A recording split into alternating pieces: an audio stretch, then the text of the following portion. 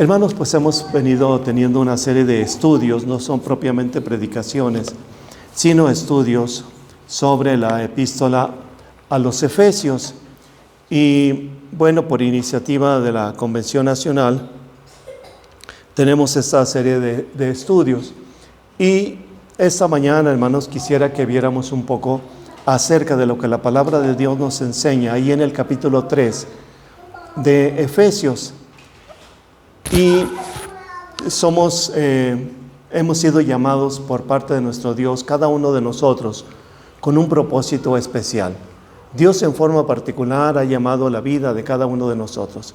Y vemos en la palabra de Dios que Dios nos escogió desde antes de la fundación del mundo. Comentábamos en un domingo anterior que Dios escogió, dice la palabra del Señor, que nos escogió, que nos vio, no antes de nacer, sino antes de la fundación del mundo. Él ya sabía de nuestra existencia, ya estábamos en el corazón, en la mente de Dios. Y en su gran amor y en su gran misericordia ya nos había hecho partícipes de la salvación en nuestro Señor Jesucristo. Nos había llamado ya con un propósito o con una serie de propósitos especiales para la vida nuestra. Y esta mañana quiero comentar brevemente acerca del propósito que Dios tiene en la vida nuestra para servirle dentro de la iglesia, dentro de la obra del Señor en la iglesia. Pero además de proclamar su palabra hacia afuera, hacia las personas que no conocen al Señor. Son algunos de los propósitos que Dios tiene al llamarnos, al permitirnos ser parte de su iglesia. Y por supuesto, para mantener la unidad de la iglesia. Un propósito más. Y esta mañana, hermanos, brevemente quiero compartir con ustedes este llamamiento con propósito. Y como decía, el primer aspecto es el servicio que nosotros damos o que cada uno de nosotros damos a la iglesia.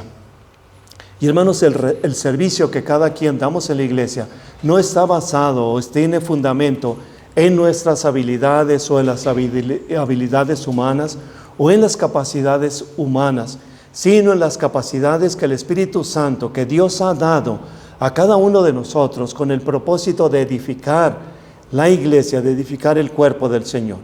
Quizás alguien de nosotros pudiera decir, bueno, yo tengo muchas capacidades, yo tengo muchas habilidades en diferentes áreas y que puedo utilizar dentro de la iglesia. Y el Señor utilizará a cada una de ellas, pero cuando las ponemos bajo la dirección y bajo el mandato de Dios. Recordábamos el día de ayer en el estudio bíblico, hermanos, a Moisés.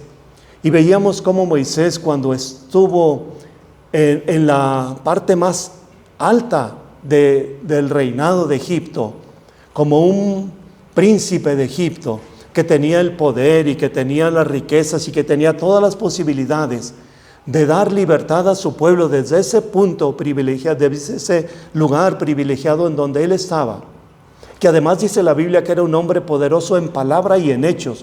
No era cualquier hijo de vecina Moisés, era un hombre encumbrado, era un hombre que posiblemente llegaría al reinado de Egipto, a ser un faraón de Egipto. Y en ese momento, cuando él pensó que podía dar libertad a su pueblo, Dios no lo necesitaba, Dios no lo utilizó. Tuvo que mandarlo 40 años al desierto, en donde perdió hasta su capacidad de hablar. Y todo el dinero y todas las riquezas y todo el poder que tenía, cuando estaba en palacio, había terminado. Cuando no era nada, cuando no tenía nada, es entonces cuando Dios lo llamó y hizo de él un gran siervo del Señor. Así la vida de cada uno de nosotros, hermanos, cuando las capacidades o lo que el Señor nos ha dado, lo ponemos a sus pies, Él entonces, hermanos, hace su obra. Y debemos, hermanos, estar conscientes que todo lo que hacemos en la obra del Señor, dentro de la iglesia, debe tener el propósito de adorar a Dios. Y hermanos, las capacidades que tenemos es a través de los dones que el Señor ha dado. Los dones son esas capacidades especiales, pero espirituales, que el Señor da a la vida de cada uno de nosotros. Y quiero brevemente nada más comentar algunos dones que se utilizan dentro de la iglesia o que el Espíritu Santo utiliza dentro de la iglesia. Y los dones, hermanos, como está escrito ahí, son capacidades especiales, pero espirituales, que el Señor da a cada uno de nosotros, según sea su voluntad. Y quiero decir, hermanos, que no son capacidades innatas, que ya nacemos con esas capacidades, sino que el Señor a su debido tiempo, cuando le recibimos, entonces las da a nuestra vida. Por ejemplo, alguien puede decir, yo soy maestro de la escuela dominical, y el Señor le da esa capacidad para ser maestro de la escuela dominical, y no necesitó haber ido a una escuela normal para tener la capacidad de enseñar. El Señor le da esa capacidad para enseñar. Y quiero decirle que son dones espirituales, es decir, encaminados al crecimiento de la vida espiritual de la iglesia y de cada uno de nosotros. En una ocasión escuché a una persona que decía de los dones y hablaba del don de administración. Y decía, bueno, los que tienen el don de administración son los que cuando hay un día de campo dicen que no se les olviden los refrescos.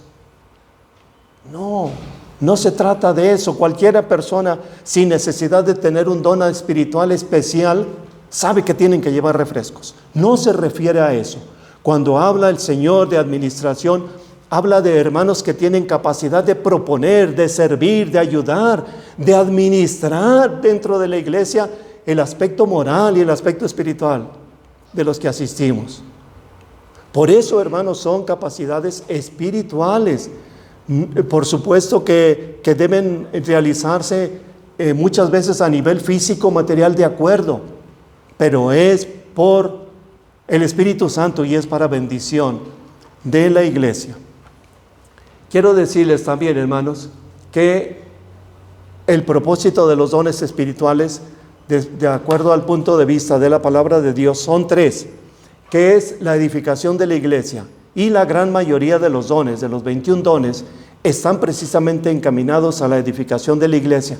Pero hay algunos dones que, por cierto, los tomaré el próximo domingo, porque el pasaje que sigue se refiere a ellos.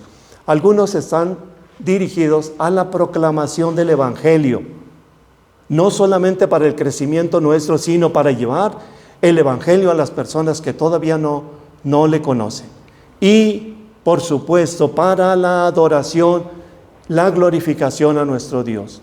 Debemos estar conscientes, hermanos, que todo lo que hacemos dentro y fuera de la iglesia tiene el propósito de glorificar a nuestro Dios. Y lo hemos dicho y lo sabemos por la palabra de Dios. ¿Cuál es el propósito de que cada uno de nosotros haya venido a esta tierra? ¿Solamente porque mis padres me procrearon? No, por supuesto que no. Tenemos un propósito principal, que es la adoración, la glorificación a nuestro Dios. Y en todo lo que hacemos podemos glorificar a Dios o no glorificarlo, dependiendo de cuál sea nuestra actitud o nuestro comportamiento. Quiero mencionar algunos de los dones que se utilizan dentro de la iglesia.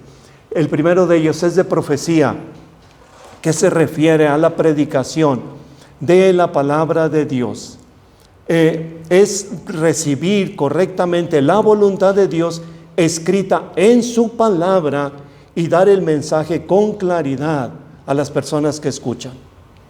Hermanos, este es un don que el Señor da a algunos algunos según su voluntad, para percibir la voluntad de Dios en su palabra. A veces se escucha decir que alguna persona, yo recibí del Señor una indicación de que debo hacer esto, debo hacer lo otro, y el Señor a mí me habló directamente. Y entonces, ¿para qué queremos su palabra?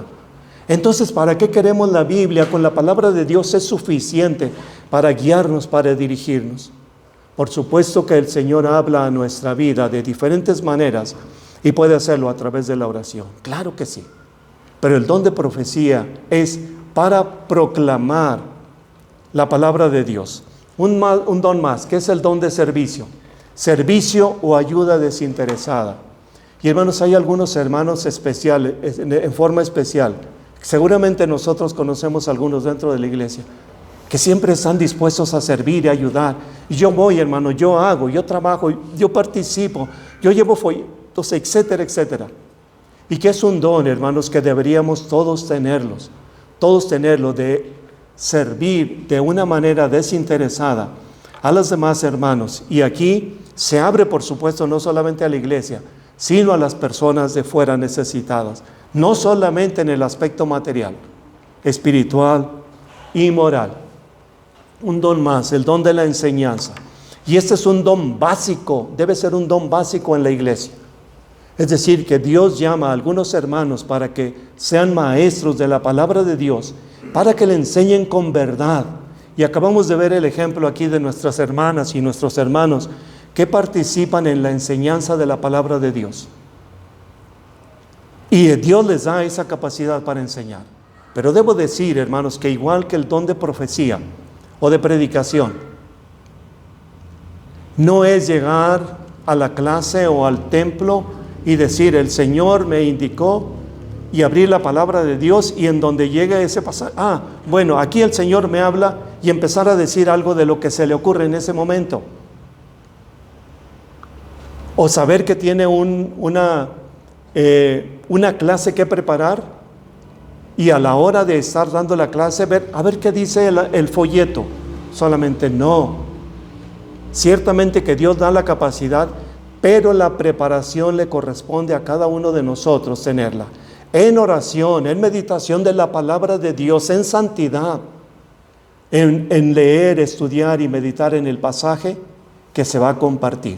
Por eso es un don tan importante, hermanos, de la enseñanza, porque no se está hablando de las conclusiones nuestras, de las conclusiones humanas, sino de lo que dice la palabra de Dios.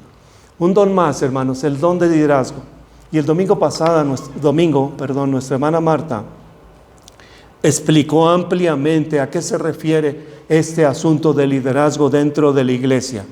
Y no es el que da órdenes, el que manda, o el que tiene un grupo de gente que le sigue a él, no. El don de liderazgo es el que preside, el que da dirección, pero el que da el ejemplo de lo que se debe hacer, de lo que se debe servir. En 1 de Pedro 5 dice, siendo ejemplo de la grey. Siendo ejemplo.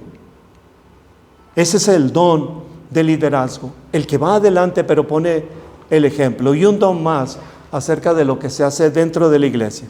El don de pastores y maestros, que algunos dicen pastor maestro. Y es la edificación que debe recibir la iglesia a través de la enseñanza de la palabra de Dios, a través de la predicación y de la enseñanza. Y debe ser un don que se debe dar en edificación cualitativa y cuantitativa, en cantidad y calidad. A eso se refiere. Hermanos, cuando habla del Señor, de un llamado que todos hemos recibido, el Señor nos da las capacidades para desarrollarlos y llevarlos a cabo dentro de la iglesia. Y hay muchos dones más que pudiera hablar: exhortación, repartir, hacer misericordia, palabra de sabiduría, palabra de conocimiento, discernimiento de espíritus y más. Son en total, en la palabra de Dios se registran 21 dones del Espíritu Santo. Primer entonces aspecto, somos llamados para servir en la iglesia. Quizás alguien pueda decir, bueno, ¿yo en qué puedo servir? ¿Cuál será el don que Dios me ha dado para servir? O la capacidad que Dios me ha dado para servir. Debemos buscar en su palabra. Y si alguien tiene alguna duda, con toda confianza acérquese a mí.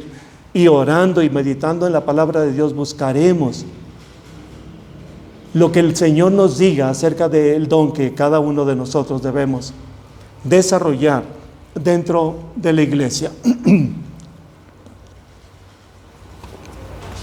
Y el siguiente aspecto del propósito del llamado es compartir el Evangelio. El Evangelio es compartir el mensaje de salvación con las personas que aún no le conocen.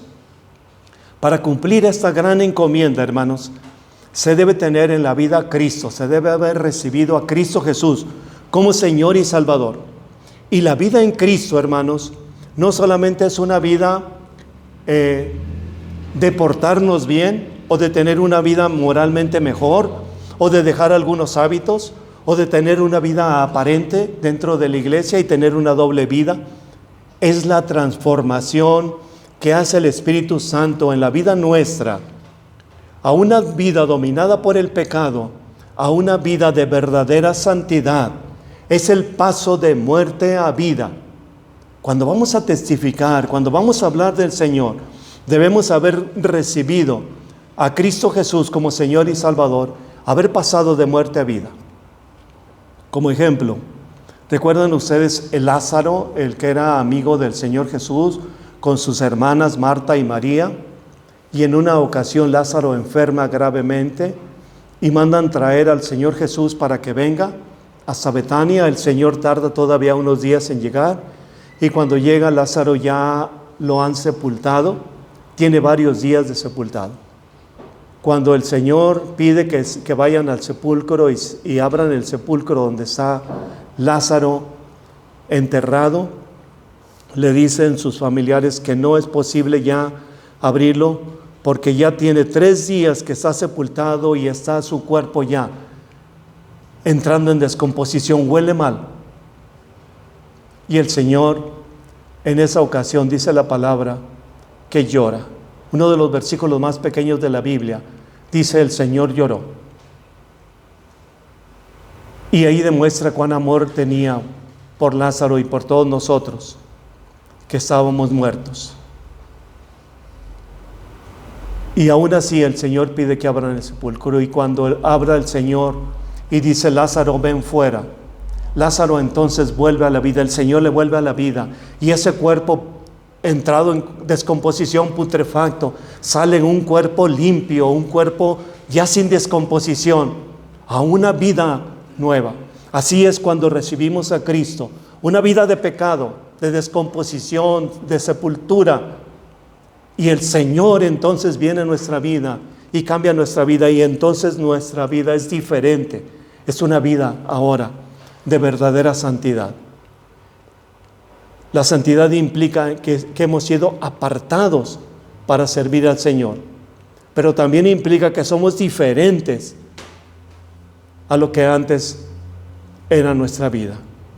¿Cómo le hacemos? ¿Cómo podemos hacerle para llevar a cabo esta tarea que nos corresponde y que el Señor ha dejado para cada uno de nosotros? Y a través del testimonio de nuestra vida, pero a través de nuestras palabras, diciendo lo que el Señor ha hecho en nuestra vida y comentando lo que la palabra dice, la palabra de Dios dice acerca de la salvación, de la vida eterna y de lo que espera las personas que no han creído en el Señor. Hermanos, esto es algo que debemos hacer y podemos hacer cada uno de nosotros. Cada uno de nosotros tenemos alrededor nuestro personas que conocemos y que no han creído todavía en Cristo. A veces son familiares, a veces son amistades, a veces son vecinos, a veces son compañeros de salón de clases o compañeros de trabajo que todavía no han creído en el Señor. Y es la oportunidad de darles a conocer la palabra de Dios, lo que el Señor dice en su palabra.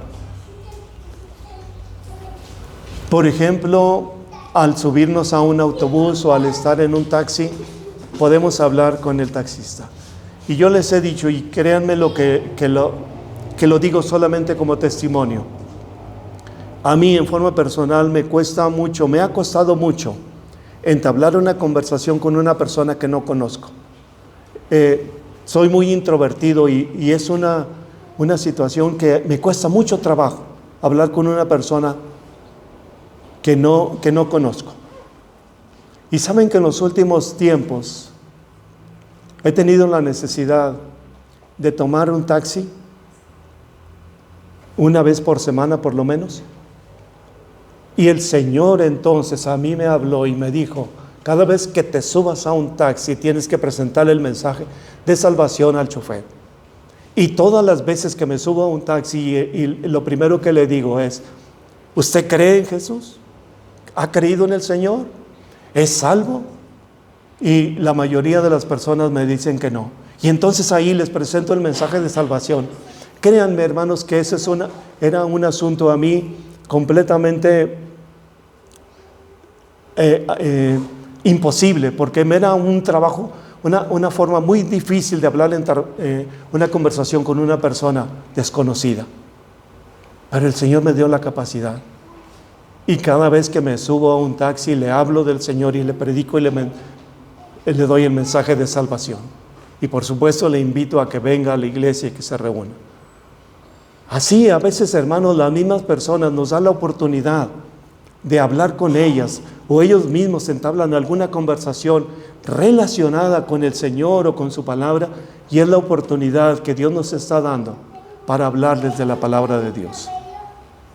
Hermanos, quisiera comentar dos situaciones que el Señor Jesús utilizó para presentar el mensaje de salvación. El primero de ellos es Juan 3. ¿Recuerdan ahí, hermanos, el relato que un hombre religioso, un hombre maestro de la ley, un hombre moralmente limpio, un hombre que había consagrado su vida a servir al Señor y servía, pero no era suficiente lo que hacía en forma externa? El Señor Jesús le dijo: es necesario nacer de nuevo, es necesario que cambies tu vida, que creas en Cristo Jesús.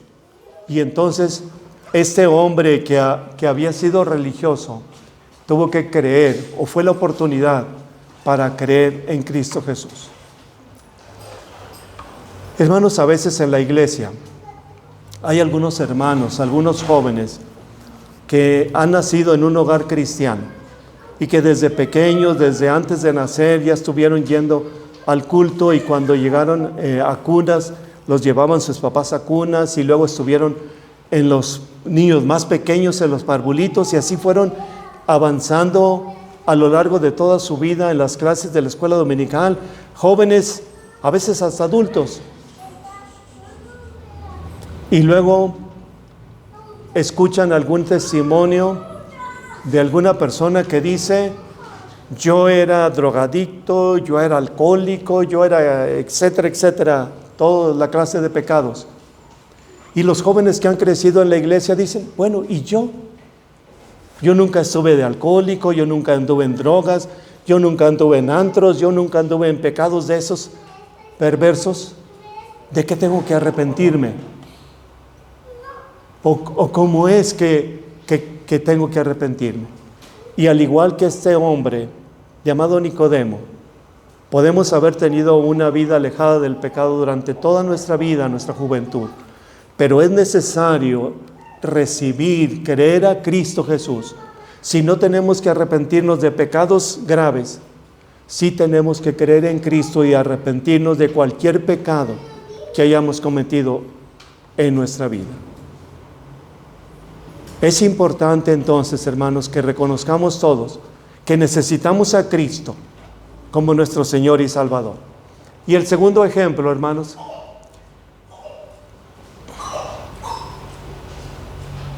lo encontramos en Hechos 16, capítulo 16. ¿Recuerdan ese pasaje? Está en la cárcel el apóstol Pablo, y por predicar la palabra de Dios, por enseñar y por servir al Señor. Y en la noche en la cárcel, después de haber sido azotados, están cantando himnos y están alabando al Señor.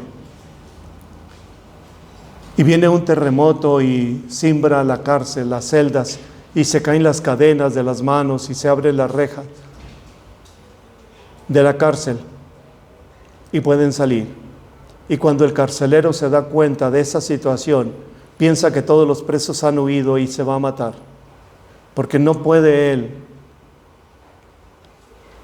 responder por los presos que él supone que han ido. Y entonces el apóstol Pablo habla con él. Y tenemos aquí, podemos ver el otro extremo de un hombre alejado, de un hombre seguramente acostumbrado a maltratar, a golpear a personas. Un hombre malo, tal vez no tenía una vida moral limpia, pero necesitaba de Cristo. Y Dios, el Señor, permitió que viniera aquel terremoto a aquella cárcel para que pudiera creer. Y a veces, hermanos amados, ¿cuántas veces el Señor permite que venga una situación difícil a nuestra vida que nos cimbre? para que reconozcamos que necesitamos de Cristo y que necesitamos de la salvación del Señor y que no somos suficientes en nosotros mismos, sino que necesitamos la gracia, el amor y la misericordia de Dios. Igual que el carcelero debemos decir, o quien no haya creído, ¿qué debo hacer para ser salvo? ¿Qué debo hacer para ser salvo? Y el pasaje de 16:31, cree en el Señor Jesucristo y serás salvo, tú y tu casa. Y hermanos, algunas personas han dicho, bueno, ese pasaje fue exclusivo para el carcelero de Filipos. Pudiéramos pensar que sí, pero tiene plena aplicación a la vida de cada uno de nosotros y a la vida en general. Propósito, proclamar la palabra de Dios, proclamar el Evangelio del Señor. A todos los que le recibieron, a los que creen en su nombre, les dio potestad o les dio el derecho de ser hechos hijos de Dios. A todos los que le recibieron. ¿Qué implica eso, hermanos? No es un conocimiento solamente intelectual, sino es espiritual. Cuando el Señor viene y se queda en la vida nuestra, el Espíritu Santo, somos sellados con el Espíritu Santo. Un pasaje más. Es necesario recibir a Cristo, creer en Cristo Jesús, por supuesto. Este de Apocalipsis. He aquí, yo estoy a la puerta y llamo.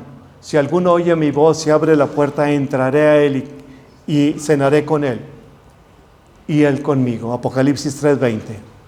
Quiero ilustrar con eso que es el Señor el que hace la obra en nuestra vida y que Él es el que toca el corazón nuestro, la vida nuestra, para que podamos recibir a Cristo. No es precisamente nuestra iniciativa o nuestra necesidad. Y bueno, ese pasaje conocido de el Evangelio en Mateo 28, del 16 en adelante.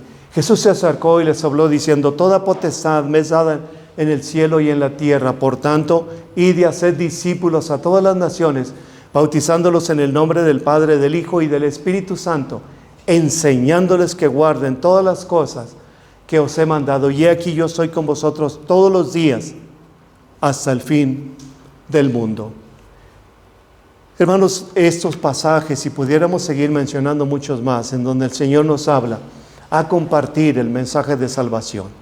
Entonces, el propósito que tenemos cada uno de nosotros, o uno de los propósitos que tenemos cada uno de nosotros, es enseñar su palabra y hacer discípulos. Enseñamos su palabra cuando compartimos, cuando leemos, cuando enseñamos. Pero hacemos discípulos cuando estudiamos la palabra de Dios en forma sistemática, profunda en la vida. Podemos hacerlo en forma personal. Cada uno de nosotros, en nuestra familia, en nuestras amistades, podemos estar compartiendo la palabra de Dios, proclamando el Evangelio, pero también como iglesia. Como iglesia. Y amados hermanos, quisiera comentarles o volverles a decir, he estado orando, pidiendo al Señor que nos permita tener una obra fuera de la iglesia, una misión, o un centro de predicación, o una célula, como queramos llamarle, pero que estemos compartiendo la palabra de Dios, no solamente aquí, sino fuera, en otro lugar. Lo estuvimos haciendo por varios años en el hogar de nuestros hermanos de Los Ríos. Pero es necesario iniciar otra obra fuera también del templo, en un hogar o en algún poblado cercano de la ciudad. Estemos orando, hermanos, para que el Señor nos indique dónde es el lugar donde debemos proclamar su palabra también, como iglesia, no solamente en forma individual, sino también como iglesia. Muy bien, hermanos, el tercer aspecto del llamamiento que Dios nos da es para la adoración. El propósito de haber nacido, hermanos, es para glorificar el nombre de nuestro Dios. Nuestra vida, hermanos, les decía, no solamente es tener una vida moralmente limpia, sino es proclamar el nombre del Señor. no es solamente abstenerse de algunas cosas malas, sino permitir que el Espíritu Santo haga la obra en nuestra vida. Y quiero decirles, hermanos, que solamente en Cristo Jesús puede romper las cadenas de pecado que puede haber en nuestra vida y quitar toda iniquidad. El Salmo 103 dice que perdona todas nuestras iniquidades. Y la iniquidad, hermanos, son formas pecaminosas, pero tendientes a algún pecado. Cuando alguien es tentado o cuando alguien es tratado de ir hacia un pecado, es como empujado una palmera por el aire. Esa es la idea de la iniquidad. Pero son tentaciones y deseos pecaminosos. Glorificamos a nuestro Dios cuando Él rompe toda cadena de esclavitud. Implica santificación, y la santificación es el crecimiento en nuestra vida espiritual. No podemos estar estancados en un crecimiento y quedarnos ahí. El Señor quiere más en nuestra vida, y que avancemos y que crezcamos más en nuestra vida. 3 propósitos, hermanos, en nuestra vida: glorificar el nombre de Dios. El mundo en el que vivimos, hermanos, está dominado por el enemigo y ni siquiera lo saben, ni siquiera son conscientes de que sirven al enemigo.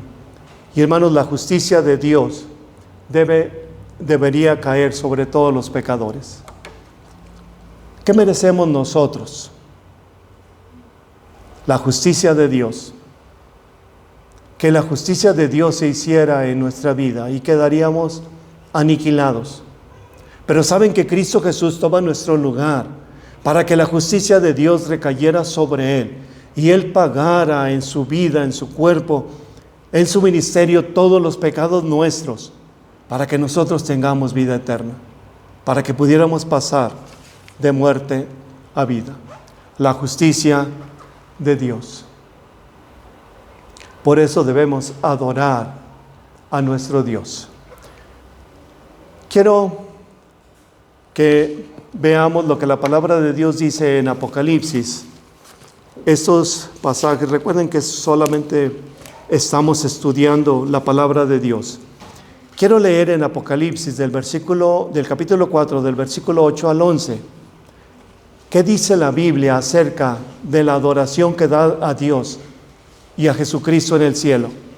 Dice de la siguiente manera: y los 4 seres vivientes tenían cada uno 6 alas, y alrededor y por dentro estaban llenos de ojos, y no cesaban día y noche de decir: Santo, Santo, Santo, es el Señor Dios Todopoderoso, el que era, el que es y el que ha de venir. Y siempre que aquellos seres vivientes dan gloria y honra y acción de gracias al que está sentado en el trono, al que vive por los siglos de los siglos, y los 24 ancianos se postran delante del que está sentado en el trono, y adoran al que vive por los siglos de los siglos, y echan sus coronas delante del trono, diciendo: Señor, digno eres de recibir la gloria, la honra y el poder, porque tú creaste todas las cosas y por tu voluntad fueron creadas y existen. Ese es Apocalipsis 4, 8 al 11. Y quiero leer en el capítulo 5. Dice: y miré y oí la voz de muchos ángeles alrededor del trono y de los seres vivientes y de los ancianos, y su número era de millones, que decían a gran voz: el Cordero que fue inmolado es digno de tomar el poder, la riqueza, la sabiduría, la fortaleza, la honra, la gloria y la alabanza. Y todo lo creado que está en el cielo y sobre la tierra y debajo de la tierra y en el mar, y a todas las cosas que hay en ellos oí decir: al que está sentado en el trono y al Cordero sea la alabanza, la honra, la gloria y el poder por los siglos de los siglos. Y los 4 seres vivientes decían: amén. Y los 24 ancianos se postraron sobre sus rostros y adoraron al que vive por los siglos de los siglos. Esa es la adoración, hermanos, o parte de lo que dice la palabra de Dios, de la adoración que se hace o que se realiza en el cielo.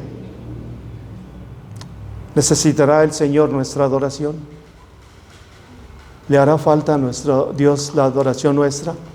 ¿Estará Dios preocupado porque nosotros no le adoramos? Si en el cielo hay millones de seres angelicales, de seres celestiales que le adoran, ¿estará preocupado por que nosotros no le adoramos? Claro que no.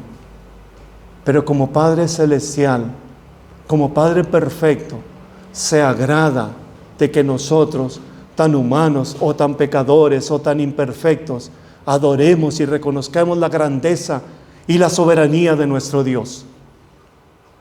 Y se agrada, y dice la palabra de Dios, que nuestras oraciones llegan hasta su presencia y son un olor grato para Dios en el cielo. Por eso, hermanos, debemos adorarle. Y quiero pasar a la última parte, que es un llamado a la unidad. Este pasaje de Efesios capítulo 3 hacen un llamado a la vida nuestra, a la unidad. Vivimos en un mundo dividido, hermanos, por guerras, por pleitos, por confusión de identidad, por desviación espiritual, por separación de toda clase. Pero Cristo, hermanos, nos ha reconciliado con el Padre Celestial, y nos ha reconciliado con nosotros, con nuestros hermanos, con nuestros semejantes. Y podemos tener, hermanos, por lo tanto, en la iglesia, unidad, mantener la unidad de la iglesia. ¿Qué es lo que nos corresponde hacer?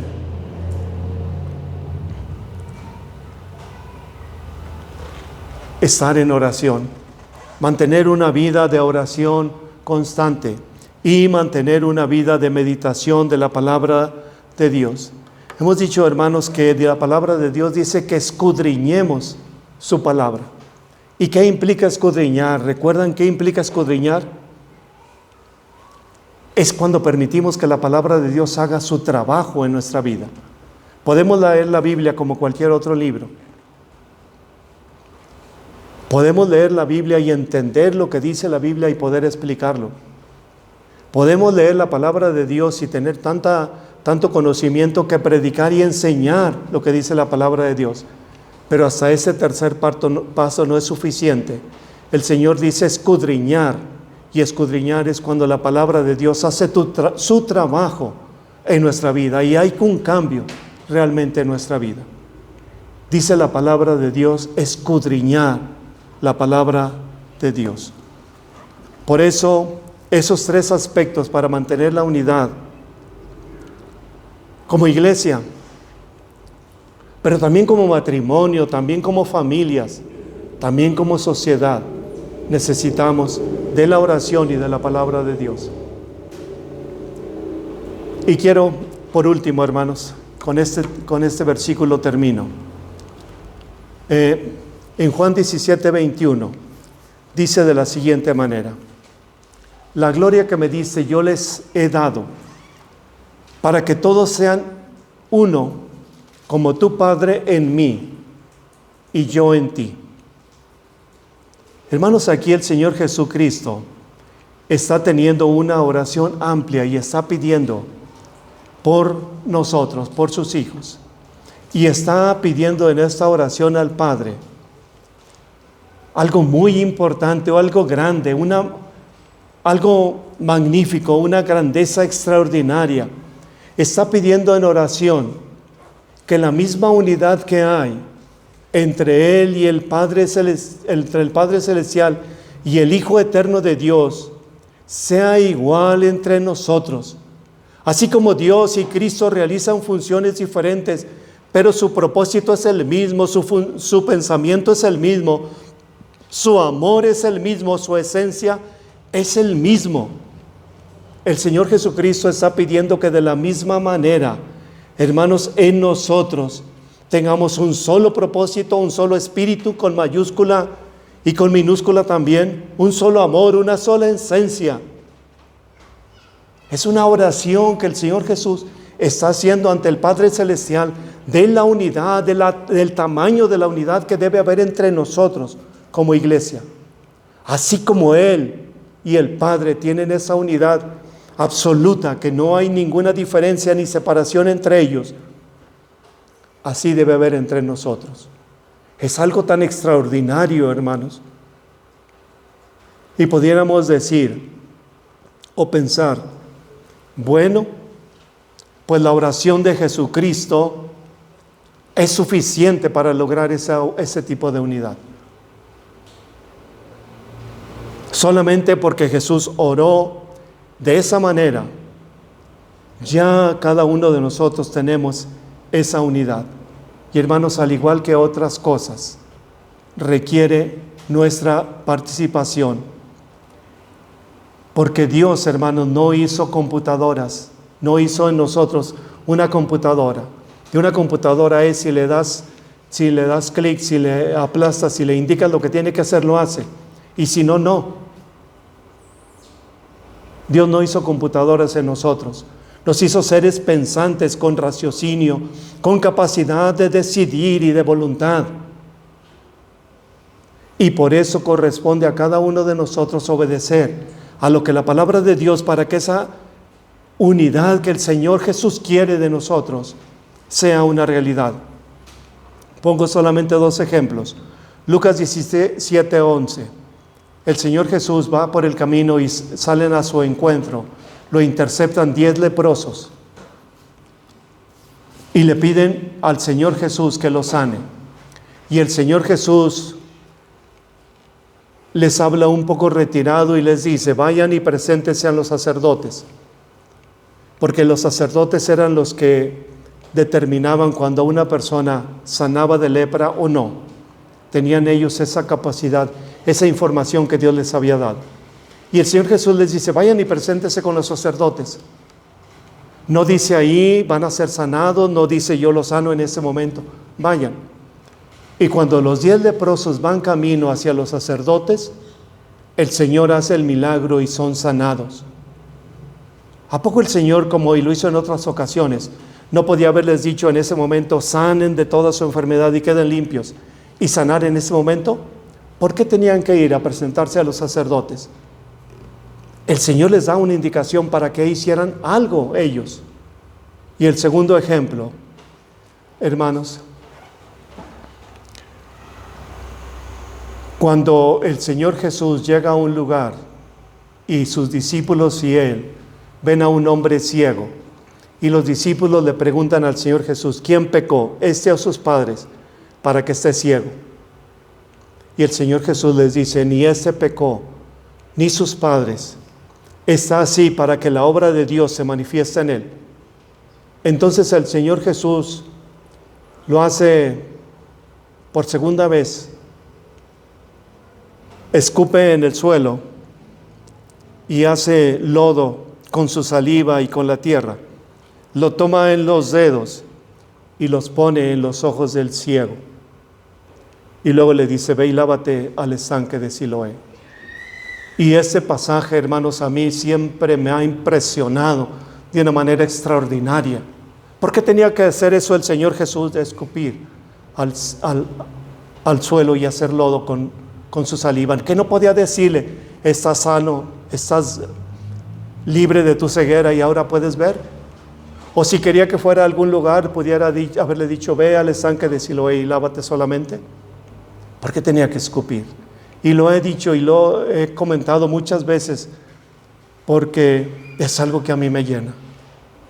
De lo sagrado, de lo sublime, de lo más grande, de lo que es de nuestro Señor Jesucristo, bajar hasta lo más vil y lo más pecador y lo más perverso y lo más sucio que somos nosotros, para darnos grandes bendiciones como la salvación, la grande bendición que tenemos de nuestro Señor Jesucristo. Por eso el Señor hace esa forma y ahí está ilustrando cómo Él desciende con toda su santidad hasta nosotros pecadores para darnos la salvación y la vida eterna. Y hermanos, manda a este hombre a que se lave al estanque de Siloé. También entonces pidió la participación de él.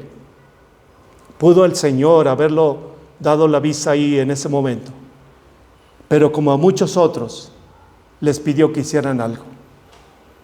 Para mantener la unidad entre nosotros, hermanos, es necesario hacer lo que está de nuestra parte, hacer lo que nos corresponde a cada uno de nosotros. Y hermanos, ese es el pasaje que menciona acerca de la unidad. Y por supuesto que ni siquiera es como un sueño, como una pesadilla que entre nosotros haya desunidad, porque no la hay. Por supuesto que no la hay. Porque dependemos del Señor, porque no está basada en nuestras fuerzas, sino en la misericordia de Dios. Pero en un momento de nuestra vida como cristianos, o como familias, o como matrimonios, pudiéramos pensar que esa unidad está amenazada o parece ser desquebrajada, entonces vayamos a la palabra de Dios y veamos lo que el Señor Jesucristo está orando, pidiendo que la unidad entre nosotros sea igual que la unidad que hay entre el Padre Celestial y nuestro Señor Jesucristo. Hermanos, si alguien no ha creído en el Señor todavía, si alguien no ha recibido a Cristo en su vida como Señor y Salvador, dice el pasaje que leímos de Juan 1:12, a todos los que lo recibieron. Si alguien piensa que no lo ha recibido, o las personas que nos ven a distancia, si alguien ve que todavía no ha recibido a Cristo, hoy es el momento en que puede invitar y puede recibir a Cristo Jesús en su vida y tener la vida eterna y la salvación y ser discípulo de Cristo. Es la invitación que el Señor nos hace.